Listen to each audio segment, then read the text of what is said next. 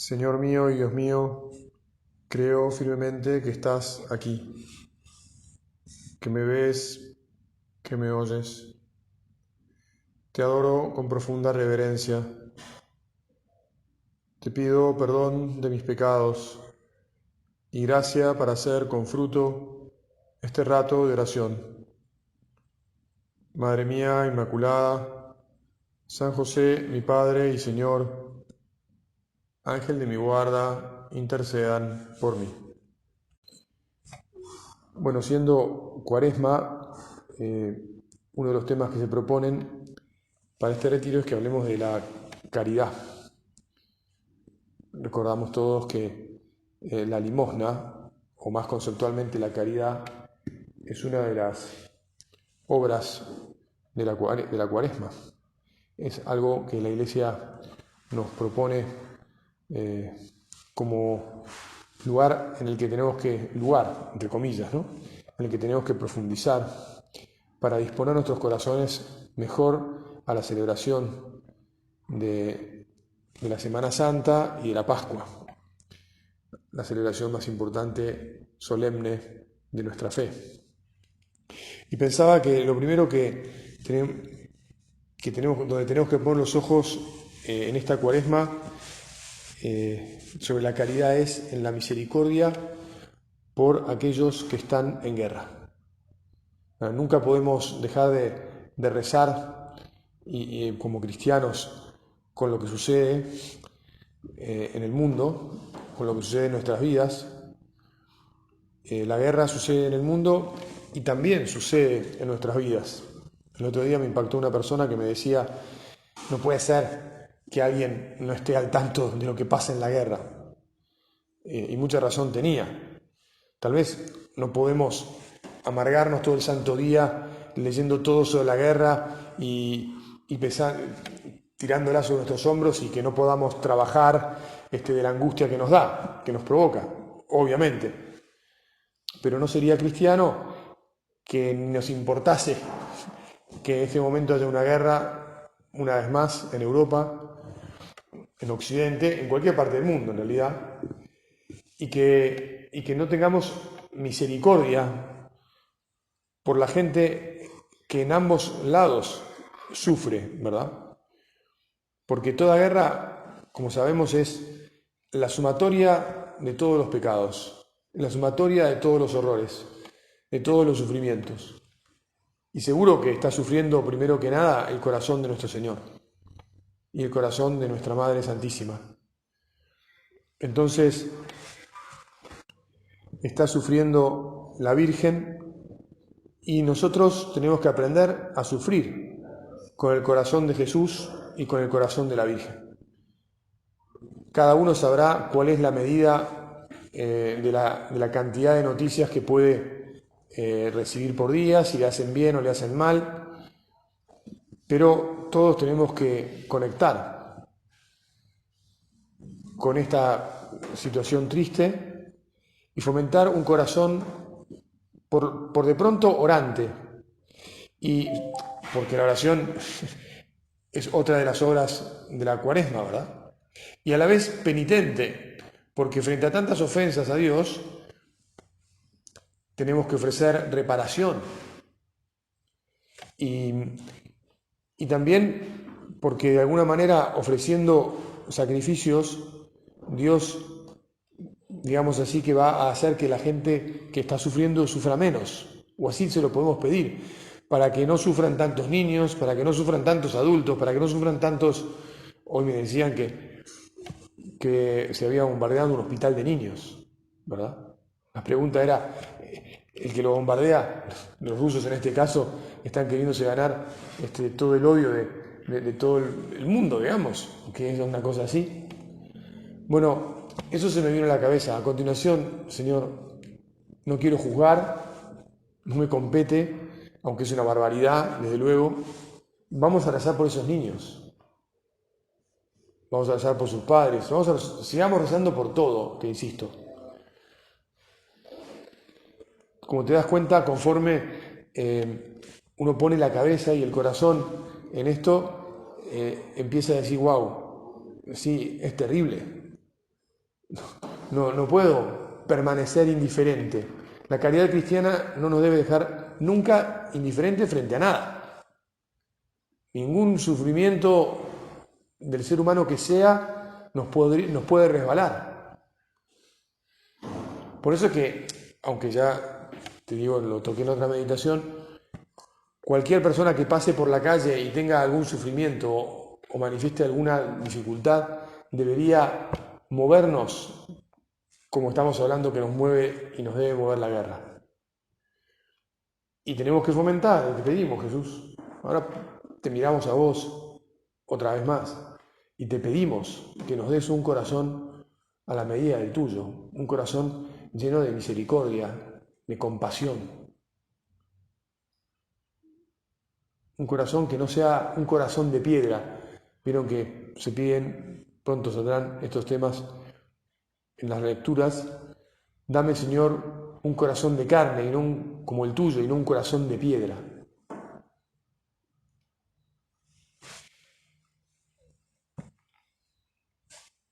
Y pidamos además, de paso, que esta guerra se termine pronto. Ya, Señor, que se acabe la guerra. Y que no vengan otras.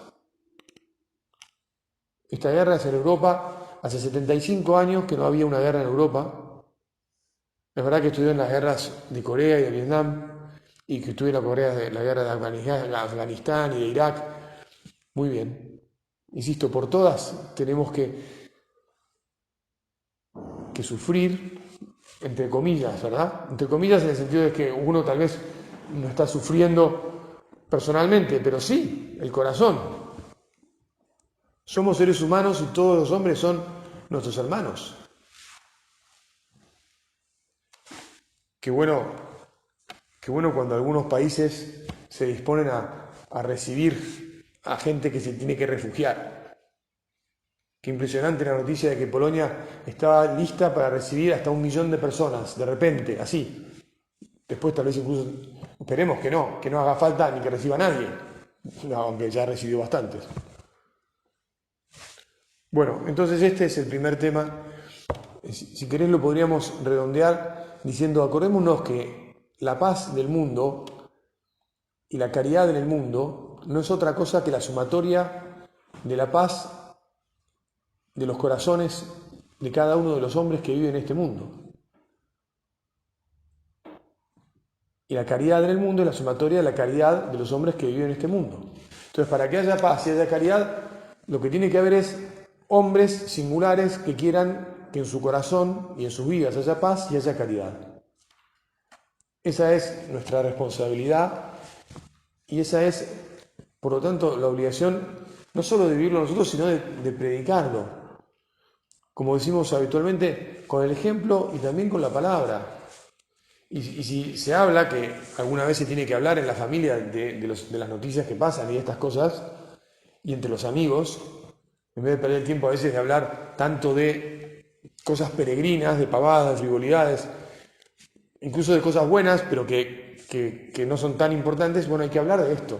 Uno puede hablar de deporte y muchas cosas fantásticas.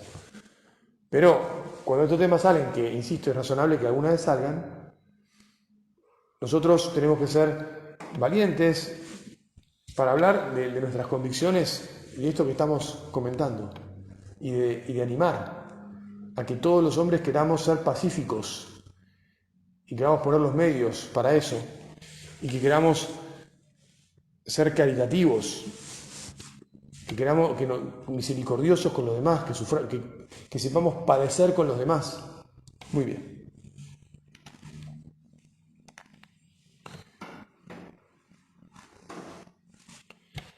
El segundo tema que había pensado tocar al respecto de la caridad es el tema de la misericordia, el perdón.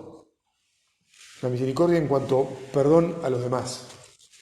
El otro día se leyó en la misa la parte del Sermón de la Montaña en la que Mateo nos recuerda cómo debemos orar, ¿verdad? Cuando enseña el Padre Nuestro. San Mateo lo incluye en el Sermón de la Montaña.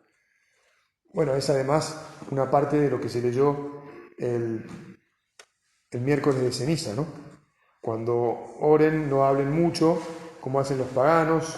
Ellos creen que por mucho hablar serán escuchados. No hagan como ellos, porque el Padre que está en el cielo sabe bien qué es lo que les hace falta antes de que se lo pidan. El miércoles de ceniza no continuó, por donde sí continuó la lectura el martes pasado, hace 2 días, que es por la oración del Padre Nuestro. Ustedes cuando oren, oren de esta manera, y Jesús enseña el Padre Nuestro. Y a continuación, si fuiste a misa el martes te acordarás, Jesús dice, si perdonan sus faltas a los demás, el Padre que está en el cielo también los perdonará a ustedes. Pero si no perdonan a los demás, tampoco el Padre los perdonará a ustedes. Bueno, la misericordia supone también la capacidad de perdonar. No puedo dejar de traer a la meditación la imagen del buen pastor que abandona, así dice el Evangelio, abandona 99 ovejas por ir a buscar la oveja perdida. Hay distintas maneras de mirar a la oveja perdida, ¿no? Está la manera simpática de decir, bueno, se perdió la oveja. Pero también está el que va a decir, pará, esa oveja yo la conozco. Esa oveja siempre está al límite, siempre se aleja un poco más del rebaño, siempre se hace la tonta y no escucha el silbido del pastor, siempre esto, siempre lo otro. O sea, hay distintas miradas que se pueden poner sobre la responsabilidad de la ovejita que se perdió. Y por lo tanto sobre la actitud. Uno puede decir, mira, ¿sabes qué? Ahora que se pase la noche fuera del redil. A ver si cuando vienen los lobos, no sé. Bueno, pero no. Uno no puede jugarse a eso, ¿verdad?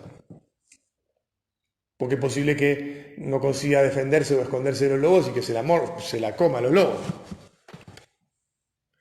Y el buen pastor, ¿qué hace? Y bueno, perdona el trabajo extra que supone tener que abandonar a las otras 99, volver sobre sus pasos, probablemente, digamos así, llevando a los perros que la busquen, silbándoles para aquí y para allá, mirando con su ojo conocedor de por dónde se habría quedado, subiendo de vuelta el camino que había bajado, pues supongamos que había bajado a las ovejas de la montaña para que reunirlas en el llano y pasar la noche ahí. Bueno, todos conocemos bien esta imagen que nos enseña Jesús, que nos cuenta Jesús. Jesús, ahora te pedimos que también a nosotros nos ayudes a forjar un corazón pronto para el perdón, lento para la ira y manso para el enojo. O sea, que no haya enojo, que esté rápido para decir, bueno, voy a disculpar.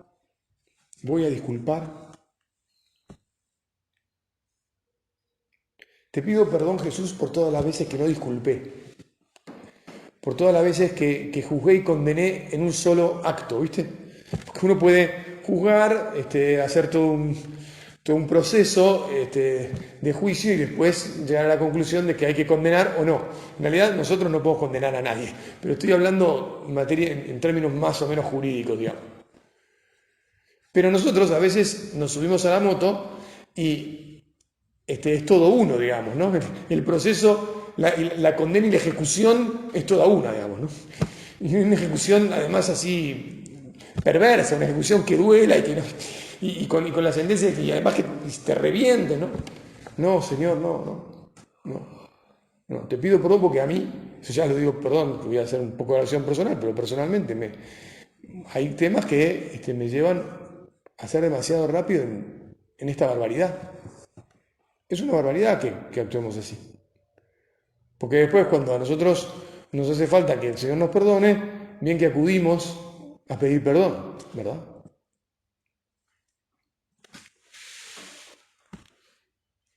Entonces, Señor, danos un corazón misericordioso, un corazón rápido para disculpar, un corazón que encuentre excusas para la gente.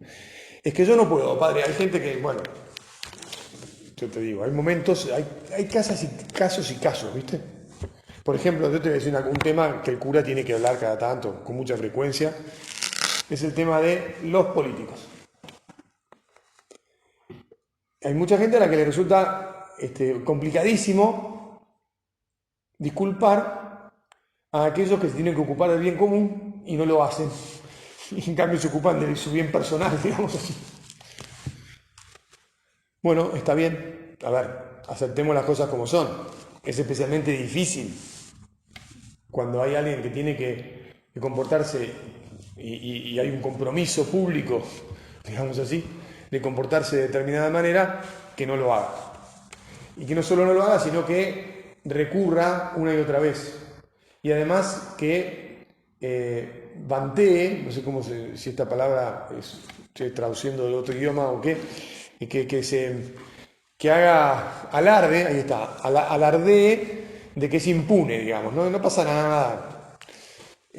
Consiguen dibujarla así y seguir en una situación en lo que parece, bueno, efectivamente es cierto, humanamente es difícil ser misericordioso, ser rápido para disculpar este tipo de situaciones, en este tipo de situaciones y a las personas a las que uno, bueno, insisto, Jesús, que yo no me elija el juez de nadie. El único juez verdaderamente sos vos. Y que cuando me elijo en juez, que me baje de ese estrado, que suelte el martillito ese que, ¿no? Tendría que haber traído un martillito para hacer onomatopeya, digamos. Toc, toc, toc, ¿no? Silencio en la sala, bueno, que yo me baje de ahí, nadie me puso.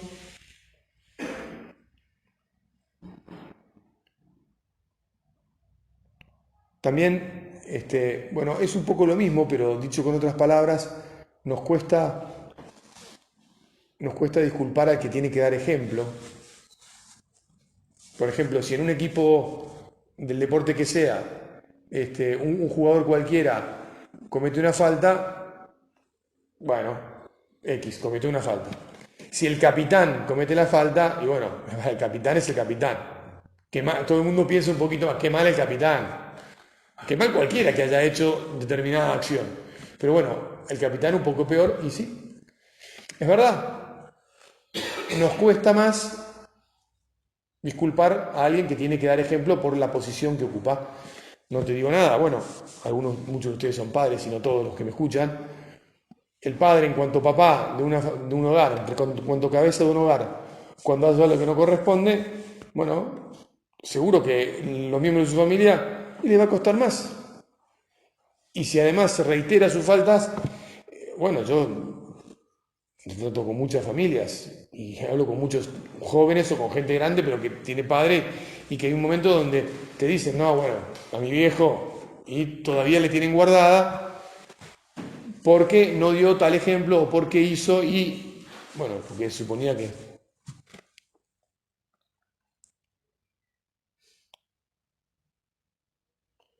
Bueno, desde luego, si además alguien abusa de su poder, que es de vuelta, es más de lo mismo, pero dicho en concreto, ¿no? O sea, especificado el aspecto que nos enoja y que, te insisto, nos dificulta la posibilidad de ser misericordiosos y de perdonar, y que nos hace sacar lo peor de nosotros mismos cuando estamos en esa situación de, bueno, de juzgar y de erigirnos en condenadores de los demás.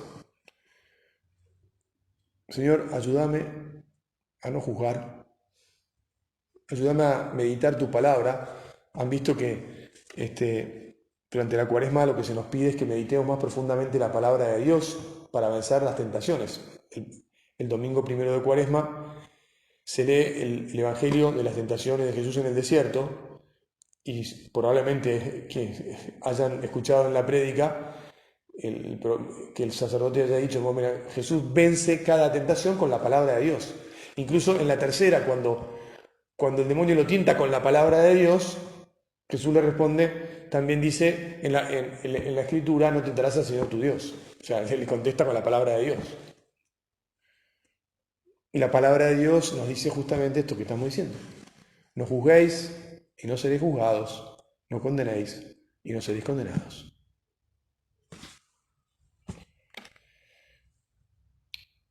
Bueno, la tercera parte se me había ocurrido poner una situación como ejemplo, una situación de dificultad para perdonar, porque es una situación que no puedo predicar en otros momentos. Eh, lo primero que quiero decir como introducción es que han desaparecido en este mundo muchos códigos. No sé si te llegó el otro a vos, pero a mí otro día me llegó un videíto de España en el que había dos sillones separados y después los mezclaban, ¿no? En uno de los sillones había, creo que eran tres parejas de personas claramente por encima de los 80 años, y en la otra, tres varones y tres mujeres. En la otra había, entre lo que parecían tres varones y tres mujeres jóvenes.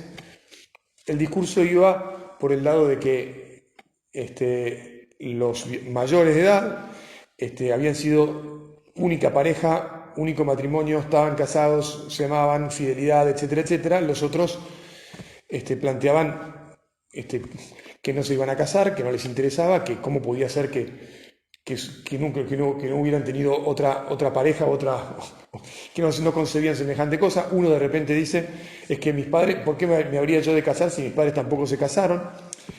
Con esto lo que te quiero decir es que ya el mes pasado hablamos de que vivimos en un mundo neopagano. No hay códigos, no hay códigos cristianos en una larga parte de la sociedad. Y nosotros que sí somos cristianos y queremos vivir como cristianos, es bueno que lo tengamos en cuenta, primero para pedirle al Señor, Señor, manteneme firme. Señor, que lo predique.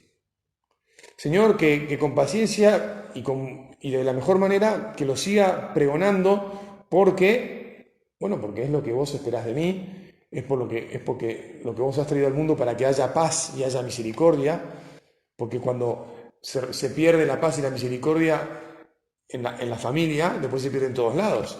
Y estas son condiciones de paz y de misericordia. Bueno, entonces se han perdido los códigos, como te decía recién. Yo iba a poner de todas maneras el ejemplo de la infidelidad matrimonial, porque un lugar para poner el ejemplo de infidelidad matrimonial podría ser la homilía de un matrimonio, ¿no? Un casamiento, pero no podés enseñar sobre la infidelidad matrimonial ese día porque se arma una demandada, ¿verdad? No es apropiado. Entonces, bueno, ahora, pienso yo que siempre, pero más en el mundo en el que vivimos, es bueno meditar sobre la posibilidad de la infidelidad matrimonial, que hoy parece incluso estar más a la orden del día o ser más fácil, tanto para los hombres como para las mujeres, me atrevería a decir sin distinción. Tengo un amigo que desde hace muchos años me decía, el problema comenzó cuando las mujeres empezaron a trabajar afuera de la casa. Bueno, tiene un pensamiento así de un poco exageradamente machista, muy machista, no comparto, pero bueno, pero es verdad que las posibilidades, o sea, no es que el hombre es el infiel, las mujeres también son infieles, porque además siempre que hay un hombre infiel hay una mujer infiel, o sea, no hay. Bueno, en este mundo ya no se sabe con el tema en fin, con el tema de las chiques. Pero bueno, dejando eso por un momento de lado, vamos a lo que nos interesa, que es, porque a pesar de que no hay códigos, el código de la infidelidad o de la fidelidad todavía sí se respeta y mucho, ¿verdad? Incluso uno, hasta en las revistas ¿cómo se llama? De la farándula, digamos que se habla de la infidelidad y como algo que hace que se rompan las parejas. Parejas que son rompibles y que son rearmables por ahí cada 3 meses, pero si hubo infidelidad, hasta ahí se acabó, digamos, ¿no? Dura menos, se entiende, ¿no? Ahora, vamos al caso de gente cristiana como nosotros, que se puede encontrar frente a la triste situación de que le han sido infiel. Y preguntémonos si como cristianos estamos dispuestos a perdonar.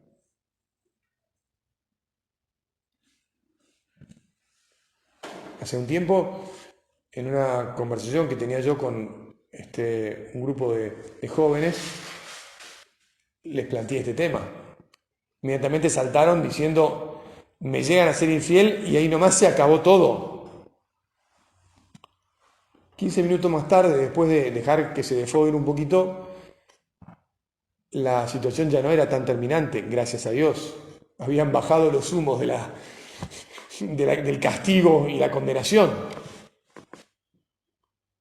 Porque ¿quién somos para condenar? De vuelta te digo. Pero además, ¿es que somos perfectos? ¿Es que pensamos que nunca nos puede pasar, me puede pasar a mí? ¿Es que nunca me fui a confesar y a pedirle perdón a Dios de mis infidelidades? Es que no sé eso, de mi debilidad, digamos que debe ser tomada con la gravedad del caso, pero al mismo tiempo con la misericordia del caso. No puedo decir, mira, hay que reírse de las debilidades, pero hay un punto donde sí nos tenemos que reír de las debilidades. Ah, qué gracioso, padre, usted enseña que tiene que irse de debilidades, pero ¿y el que fue ofendido qué? Bueno, te insisto, el que fue ofendido puede también en un momento ser el ofensor. Y por otro lado, lo que no estamos diciendo es que uno vaya a pasar o sea, le vaya a importar nada. No, a todos nos importaría y mucho, como nos importa cuando descubrimos que ofendemos. Lo que tiene que suceder es que uno tiene que ayudar a que el otro se arrepienta. Si vos le cerrás la puerta y no le das ninguna posibilidad de reconciliación, de rehacerse, lo estás matando. Casi te diría que de alguna manera el negar el perdón y la reconciliación a una persona que se ha arrepentido y que quiera recuperarse, tal vez sea un pecado más grave que la infidelidad que uno no quiere perdonar. Como te das cuenta, no estoy diciendo que hay que perdonar al que no se arrepiente. Naturalmente que para que alguien pueda perdonar, tiene que haber un arrepentimiento de parte del otro. Y antes del arrepentimiento, evidentemente, va a haber un reconocimiento. Y después de eso, va a haber una petición de perdón sincera y una reparación. Todos pasos necesarios, ¿verdad? Reconocimiento, arrepentimiento sincero, petición de perdón, reparación. Pero, Señor, por favor, que todos estemos siempre dispuestos a perdonar. Incluso después de pasado el tiempo. Hace un tiempo me encontré con un hombre que hacía años había tenido la debilidad de ser infiel, de la que estaba arrepentidísimo. Y no había sido infiel, viste, a lo bestia. Había sido infiel durante o sea, poquito tiempo, una tontería, vamos a decir, unas escapaditas,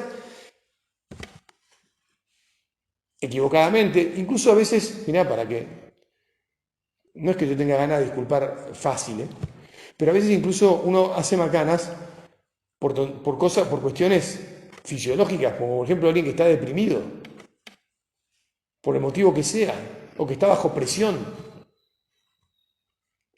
Bueno, eso le había costado carísimo, más caro le había costado a la contraparte que nunca lo perdonó. En fin, hay que hacer los procesos que hagan falta, pero nosotros tenemos que decirle al Señor, Señor, que yo esté dispuesto a perdonar. Que yo esté dispuesto a ayudar a que el otro se reencamine. Que no le ponga barreras, que no se la haga difícil. Que no piense, me las va a repagar, porque es un cretino o un tal por cual. Porque eso no es lo que hizo Jesús. Porque Jesús desde la cruz, bien te acordás, el tema del perdón es un tema... Uy, ya, miro el reloj y se me acabó el tiempo. Bueno, voy a volver por acá. Voy a empezar la próxima meditación por acá. Porque bueno, pienso que vale la pena terminarlo. Dejamos aquí y seguimos en un ratito. Te doy gracias, Dios mío, por los buenos propósitos, afectos e inspiraciones que me has comunicado en esta meditación.